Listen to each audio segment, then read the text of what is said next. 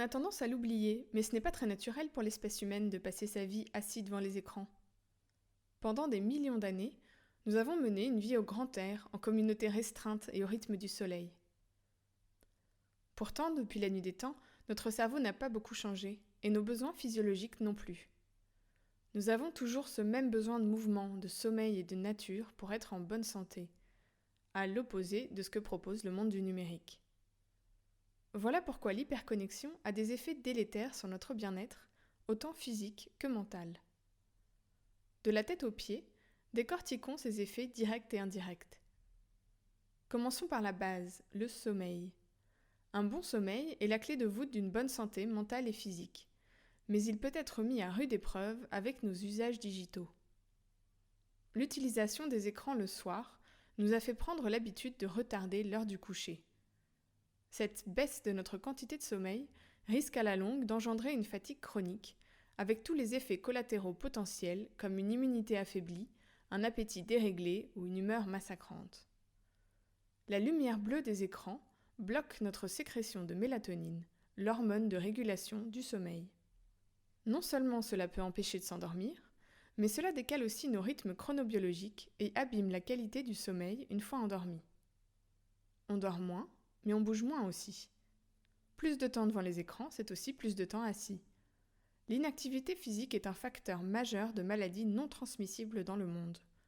Cette sédentarité extrême double notamment le risque de maladies cardiovasculaires, de diabète, d'obésité et augmente les risques d'hypertension artérielle, de dépression et d'anxiété. C'est d'autant plus préoccupant qu'au manque d'activité physique vient souvent s'ajouter un déséquilibre dans l'alimentation. On bouge moins, mais on mange plus. Lorsque nous prenons l'habitude de manger devant les écrans, tant au travail que chez soi, nous sommes moins attentifs à ce que nous ingérons. Le cerveau, trop occupé à digérer le contenu à l'écran, ne peut pas envoyer le signal de la satiété, et l'on oublie de mastiquer soigneusement. Résultat, on mange plus et on digère moins bien, ce qui peut créer ensuite des problèmes de poids, mais aussi d'humeur ou de concentration.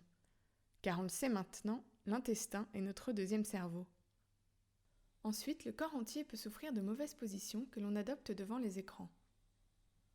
Des douleurs, voire des troubles musculo-squelettiques, apparaissent notamment au niveau des lombaires, de la nuque, des épaules, du dos, des poignets et des mains. Saviez-vous que notre tête pèse à peu près 5 kg, mais si on la penche de 30 degrés, c'est une traction de 20 kg qui s'exerce sur nos muscles dorsaux et sur la nuque, causant ainsi de nombreuses douleurs et maux de tête. Mais aussi en coupant une bonne circulation sanguine et lymphatique au niveau du cou, des rides précoces et un double menton. On estime ainsi que 5% des troubles musculo-squelettiques en France seraient dus au travail sur écran. La position recroquevillée, que l'on adopte souvent devant nos écrans, nuit également à une bonne respiration et donc à une bonne oxygénation du cerveau, mais aussi à un fonctionnement harmonieux de nos organes qui peuvent se retrouver comprimés. D'ailleurs, parlons-en de nos organes. De manière générale, les avancées scientifiques ne permettent pas de trancher concernant l'impact des ondes électromagnétiques sur nos organes. Mais les soupçons penchent fortement vers des effets nocifs. Les champs électromagnétiques de toute nature ont d'ailleurs été classés comme cancérogènes possibles par l'OMS en mai 2011. Des études ont notamment constaté une nocivité sur les fœtus lorsqu'ils étaient exposés à haute dose aux ondes dans le ventre de leur mère, ainsi que sur la fertilité masculine, qui pourrait baisser de jusqu'à 10% lorsque le téléphone est constamment gardé dans la poche. Remontons vers la tête, et en particulier les yeux.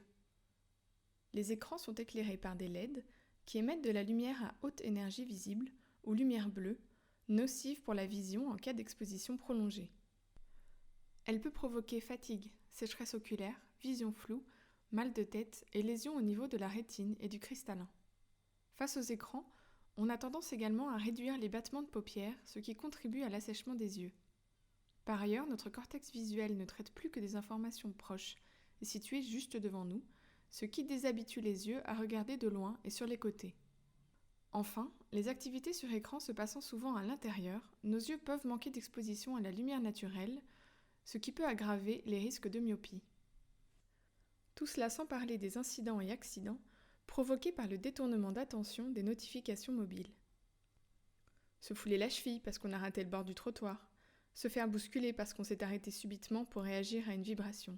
Ou pire, ne plus regarder la route pour lire le message qui vient d'arriver. Ces effets délétères sur notre santé physique s'additionnent à tous les autres effets sur notre santé mentale et émotionnelle. Baisse de l'attention, de la concentration et de la créativité pour nos cerveaux saturés d'une quantité invraisemblable de messages et d'informations qui nous submergent chaque jour et constamment dérangés par les notifications. Dégradation de la qualité de nos relations, lorsque, obnubilés par ce qu'il se passe sur nos écrans, on en vient à se couper du monde extérieur.